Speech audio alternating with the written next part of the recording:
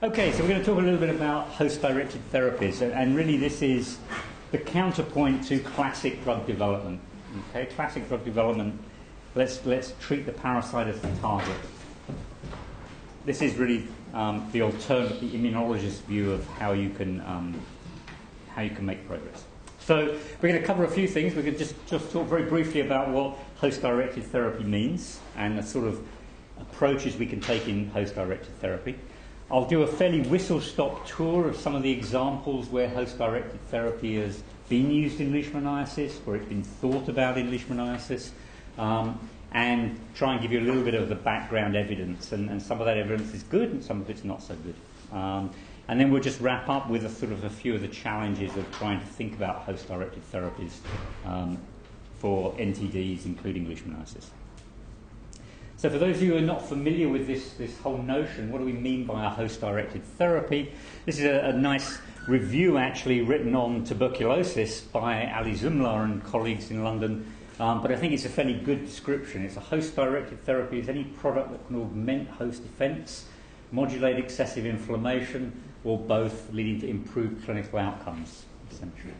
And it's really important to remember that leishmaniasis, virtually all of the clinical presentations that we're seeing are immunopathologies. They're essentially the immune response wreaking havoc. Okay?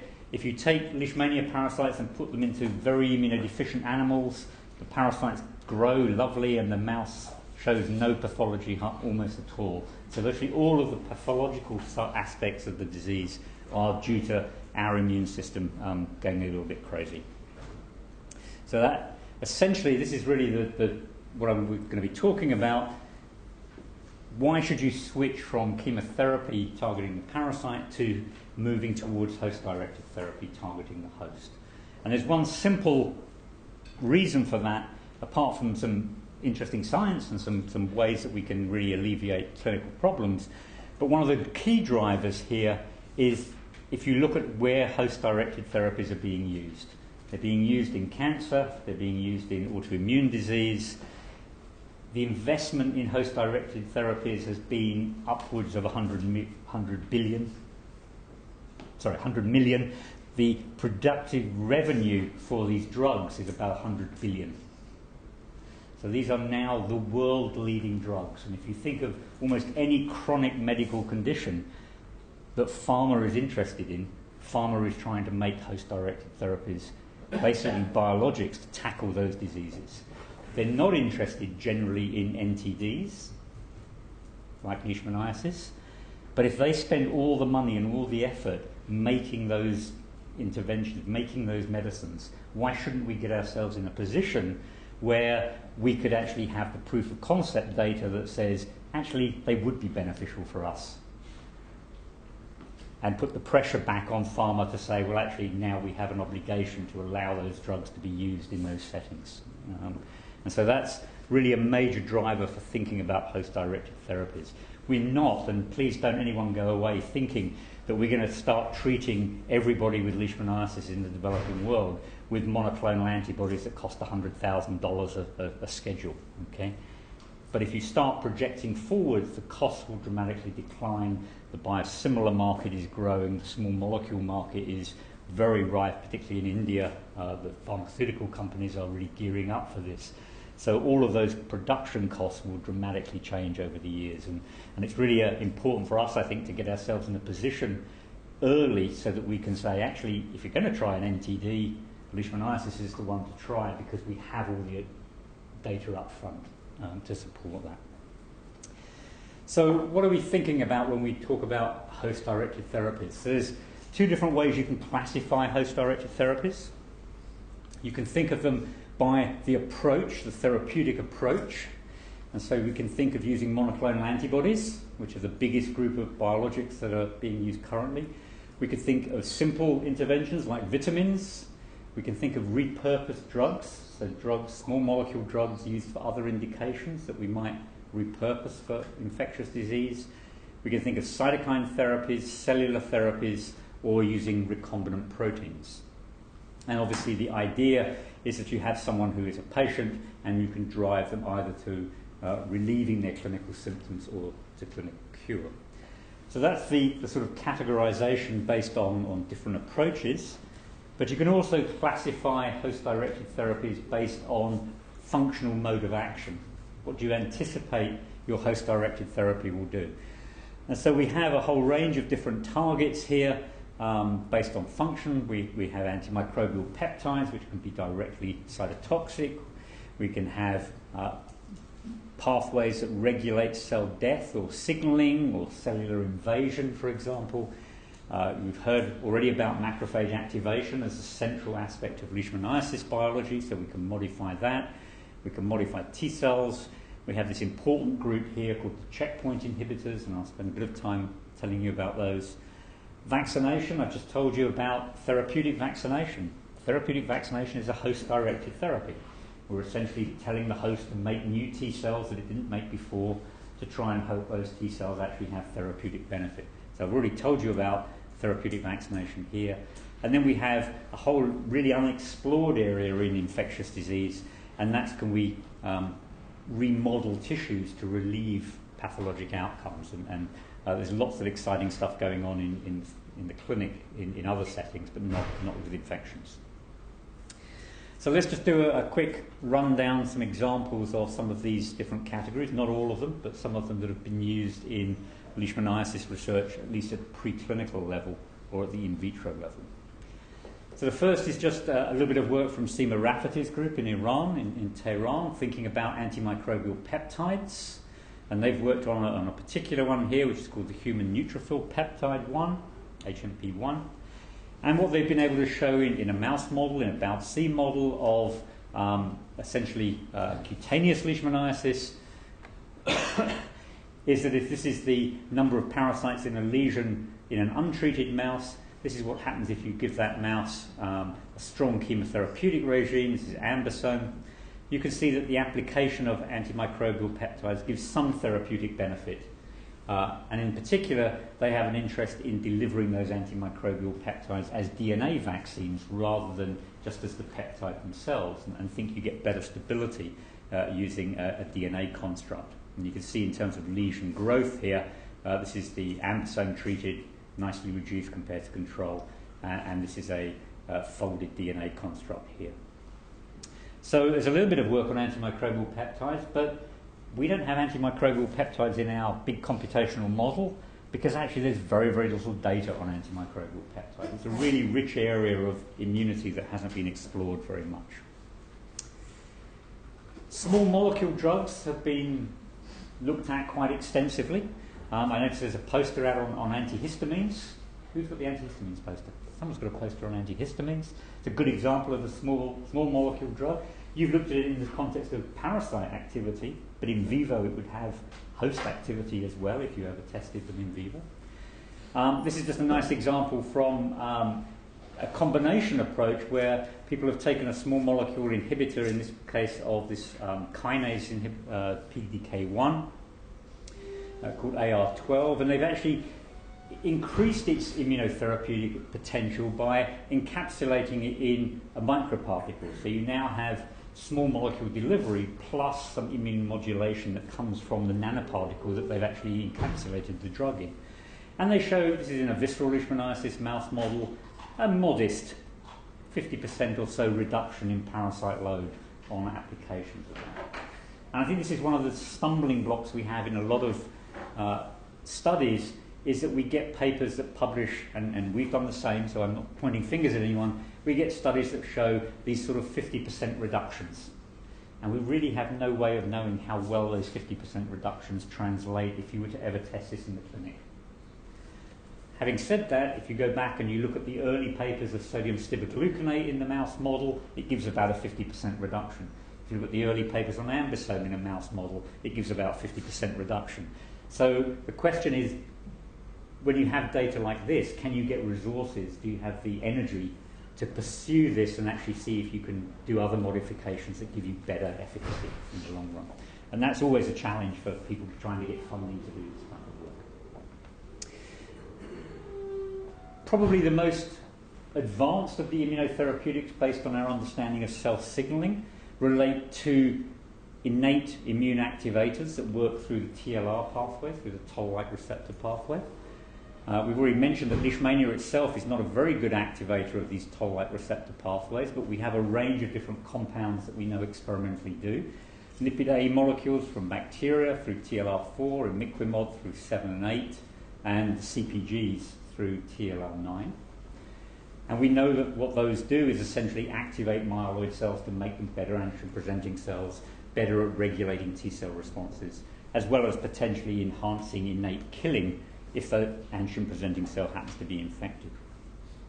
So this is work from one of our co-organisers, from Greg, from a long time ago, and maybe Greg can tell us where we are with this at the end. But this was using imiquimod in a mouse model of cutaneous leishmaniasis, just to show that compared to the placebo, which ulcerates really badly here, the application of an imiquimod as a TLR7 agonist can drive a more protective response. There were some early clinical trials that showed that was the same. I think later trials have not always been wholly convincing. Greg, where are we with imiquimod in the clinic? Just to the blue book, the WHO blue book, which is the Bible on how to treat leishmaniasis, has accepted this as the treatment, second-line treatment for cutaneous leishmaniasis in South America. So if somebody does not respond to glucantime treatment, the next treatment should be glucantime together with imiquimod, based on some of these studies. Right. So it is commonly used now, yeah. Still particularly in Peru, to treat cutaneous leishmaniasis. Okay, so we have a really strong advocate here for host-directed therapy. My daughter actually was involved in some of those studies. Oh, okay, right, sorry, I didn't realise it's a very incestuous group, leishmaniasis, you can see that. So this is really probably the main host-directed therapy that has moved forward into the clinic from the leishmaniasis point of view. But there are lots of others that are being pushed. So this is another good example. This is from Abe Sadaskar's group, some of this data. And it relates to trying to modulate T-cell biology. How do we modulate between those good sorts of T-cells and the bad sorts of T-cells?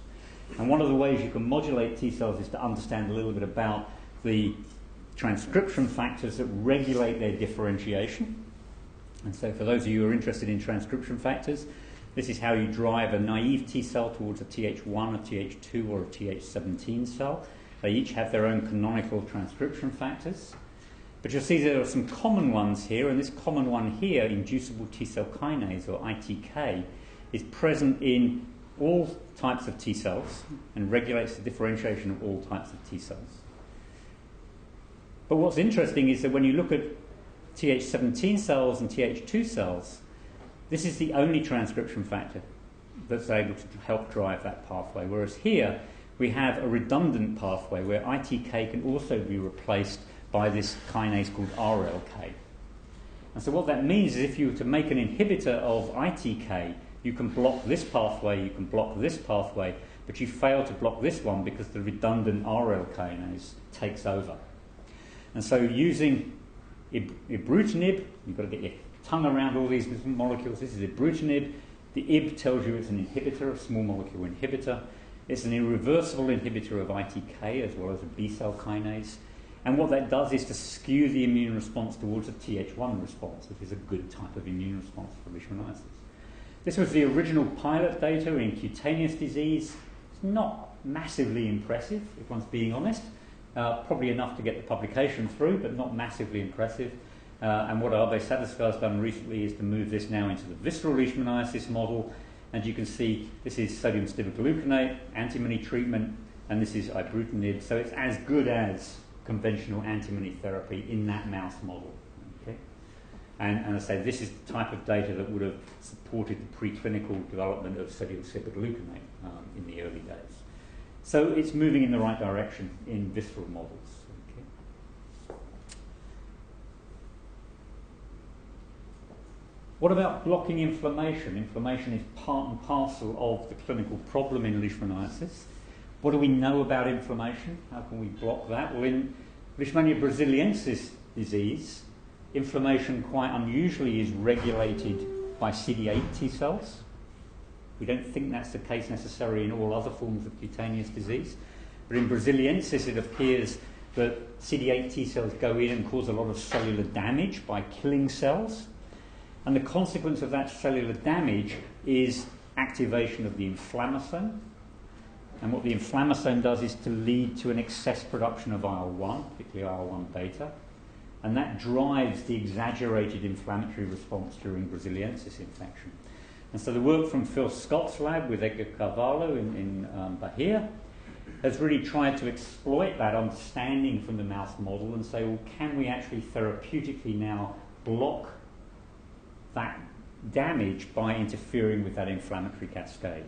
And so they've taken this drug here called anakinra, which is a recombinant IL-1 receptor antagonist. It's used in the clinic already. And they can show here that if they use a fairly convoluted mouse model, so this is a slightly unusual mouse model where it's an immunodeficient mouse given CD8 T cells to drive pathology. If you then treat those animals, instead of this pathologic response that you can see by ear thickness, if you treat these animals with anakinra, then actually you can reduce the amount of inflammation to not much more above background.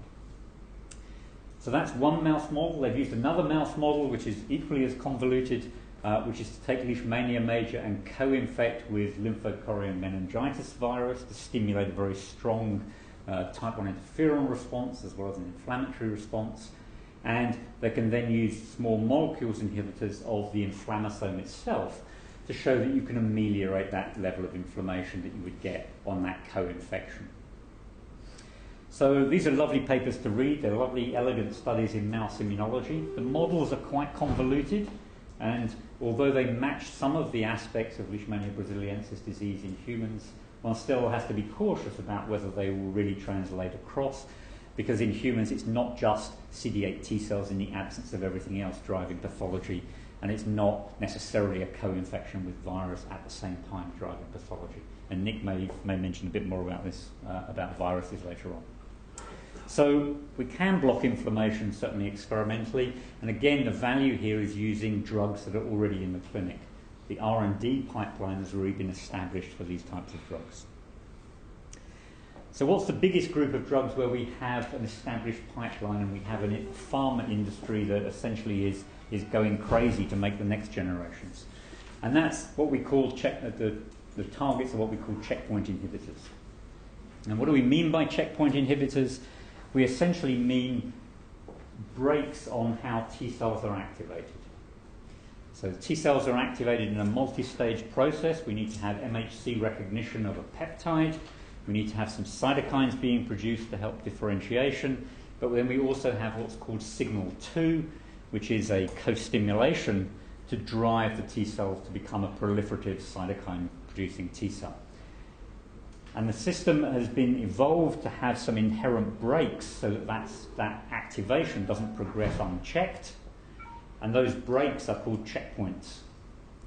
And we have a whole family of different checkpoints, but there are really two which are mostly involved in the clinic. And we have probably about 7 or 8 drugs now in the clinic.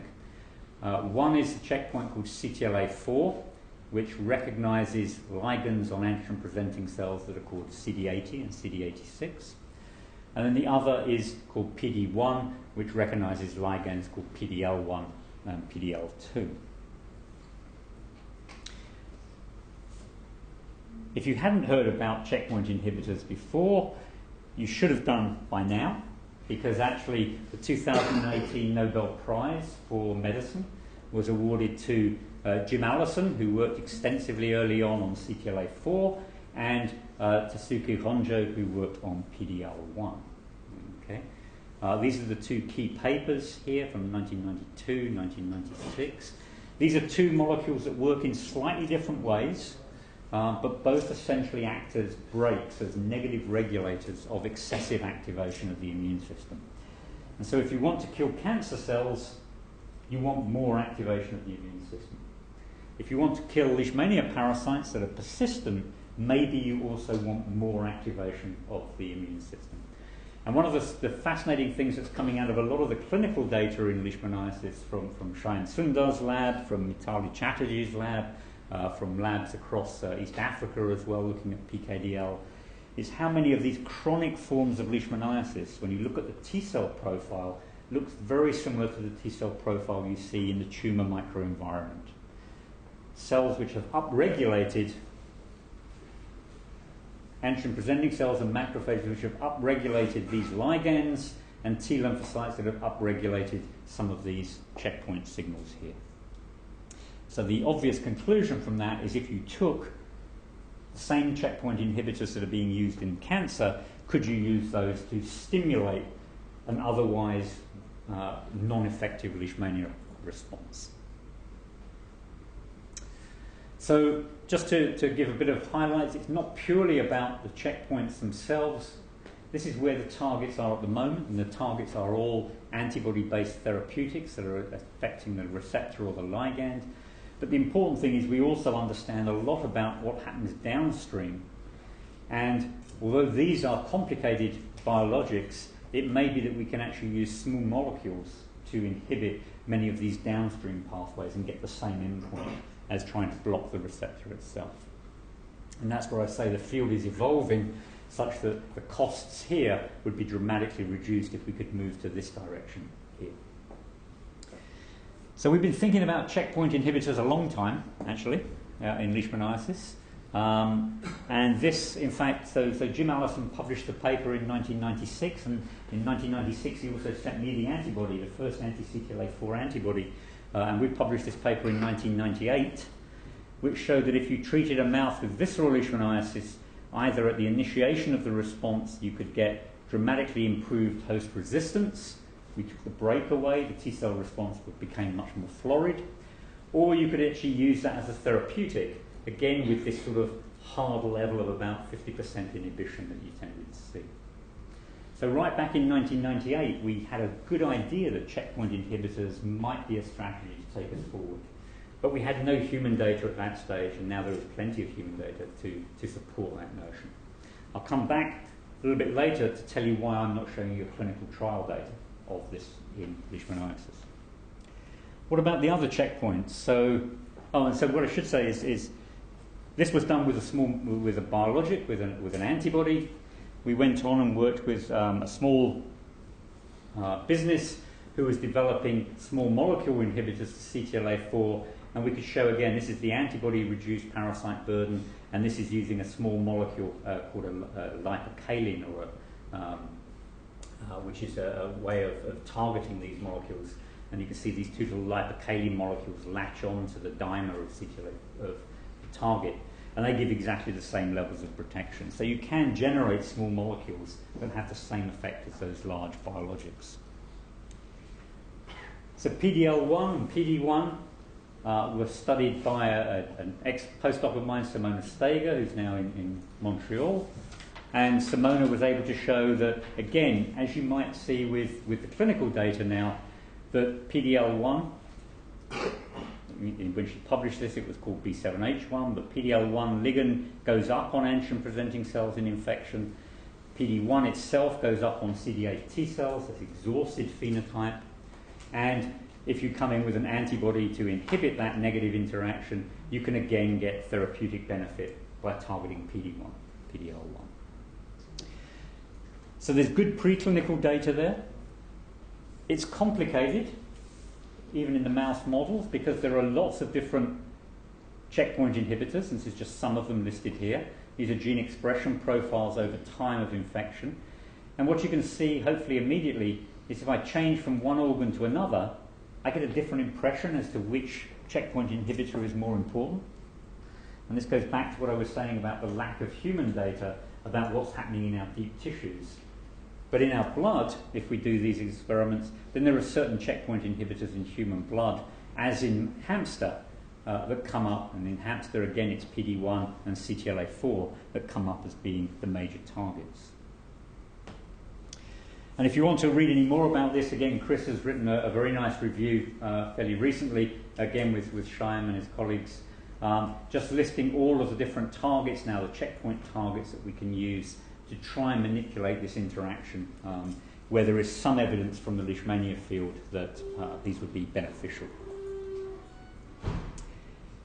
So this is where we are in the clinic, not for leishmaniasis but for everything else. A whole range of monoclonal antibodies, a whole range of different targets. Some of them are vascular remodeling targets, some of them are checkpoint inhibitors, some of them are more generics. most of them have been FDA approved for many years. But why aren't we in the clinic with any of these in leishmaniasis?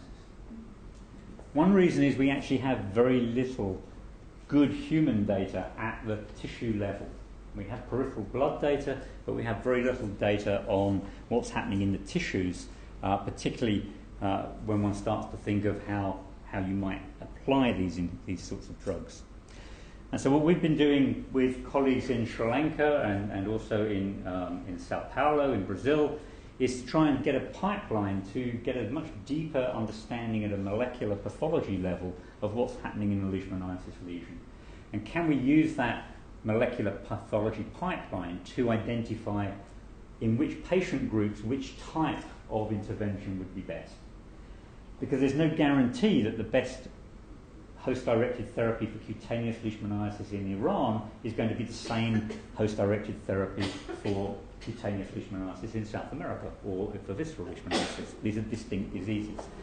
And so the pipeline that we've set up is essentially to work from biopsies through flow cytometry and RNA sequencing on whole blood, but then to get into the tissue level where we use essentially a high-definition profiling system to look at about 700 immune genes in tissue sections, and then we use a very novel technique now of very highly multiplexed antibody staining, where we can look at something around 30 to 100 antibodies simultaneously on one tissue section, which is quite a big jump from what we've ever been able to do before. We can validate that with qPCR and with in situ hybridization, and then we can generate hopefully some sorts of signatures about what's happening in disease. And we load all of that onto another website that we've developed, which is called leishpath.net, so that everyone can get access to that data. And this is just a snapshot of the work that we've been doing with Shalindra. And Shalindra was actually a member of the audience some years ago, and Greg's worked with her on tissue tropism, and we picked up working with her after we met at this meeting. So things can happen from this meeting, which can be very productive. So this is a study done on a small cohort where we took patients and looked at their tissue biopsies prior to treatment and also post-intervention with chemotherapy, but not at clinical cure, but very early after the initiation of therapy, to ask a very simple question: what's high and what then becomes low after you initiate chemotherapy as a predictor of cure? And what you can see is a whole bunch of genes that actually are down-regulated after you start clinical intervention with drug, and you can map all of those and they come up with a signature that relates to down-regulation of certain aspects of T-cell function, and there are at least 3 checkpoint inhibitors in there. And if you then go forward and use this approach that we call digital spatial profiling, this is a tissue section, we can earmark individual regions of interest in that tissue section and then probe with, as I say, up to 100 antibodies almost simultaneously, and generate now heat maps for different areas which have over or under expression of different antibodies within that panel. And again, you deliberately probably can't read the answer here because we haven't actually submitted the data yet, but we will be submitting the data fairly soon on the checkpoints that we think are important for predicting clinical outcome in cutaneous leishmaniasis in Sri Lanka. And then this website here, leishpath.net, is where you would be able to access all of the histopathology data, so that if you wanted to go back and look at the histopathology and say, what have we missed and what else can we see, then you could comment and go in and look at that data. Then finally, a collaboration that we're just trying to get off the ground with our colleagues at the Institute of Tropical Medicine in Belgium is to think about the important topic of HIV-VL co-infections, particularly in Ethiopia, where there is very good evidence from the literature and from what I've just been telling you, that there should be a benefit for immunotherapeutic intervention in HIV co-infection. Not necessarily ameliorating checkpoints, but stimulating other aspects of the immune system that are deficient when you have VL in association with HIV. And we're trying to get a program together to get some of these into the clinic. But the last slide is really about why aren't I telling you about clinical trials per se? Why are we still at the observational stage? Mention that we don't have enough underpinning science from the right places in humans. We have peripheral blood data, but we really need to have better clinical biopsy analysis, and really it needs to be done in the basis of prospective trials, not just cross-sectional correlation studies. Those are actually, they're helpful, but they're not that informative, and they really don't convince pharma that this is a lead forward. You have to have some prospective interventions. We really don't have harmonised approaches, so virtually everybody, as I've already told you about with flow cytometry, pathology is even worse. You look at a pathology paper from Brazil and try and compare it to a pathology paper in India, and you have no chance of making any correlations. The data is just not matchable because of the way the experiments are done. We need to get round that. We have a regulatory environment in some countries, but not every country, that lets us think about experimental medicine as a way of doing trials. The leishmaniasis field has been totally fixated with the idea that we will come up from our animal models, from our in vitro models, with a drug that will cure leishmaniasis everywhere, with a vaccine that will work immediately as soon as we go to trial.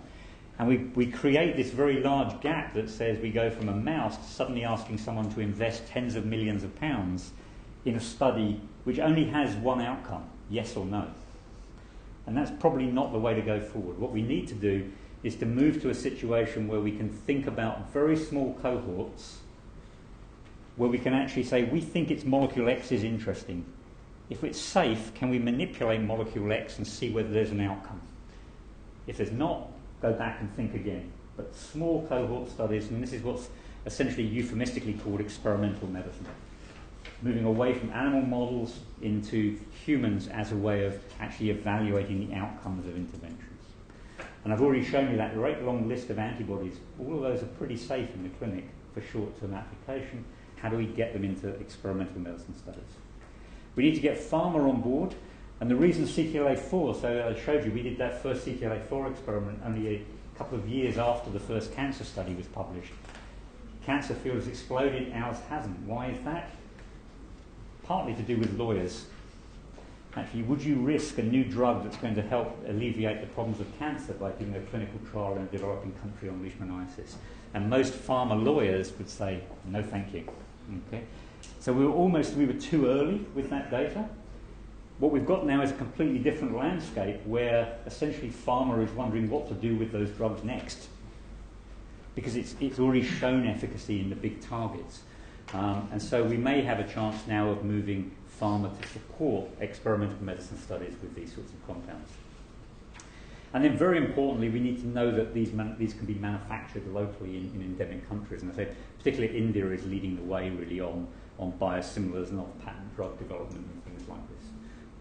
And all this goes to really say that, in my view at least, we should stop thinking about leishmaniasis as a disease and think about it as a whole range of individual diseases which may have separate therapies and separate therapeutic modalities being targeted. I think I'll stop there. And just to say all the people there's a big clinical team, lots of different countries, lots of different people, lots of different expertise, and of course we're generously funded from lots of different places. So thank you very much.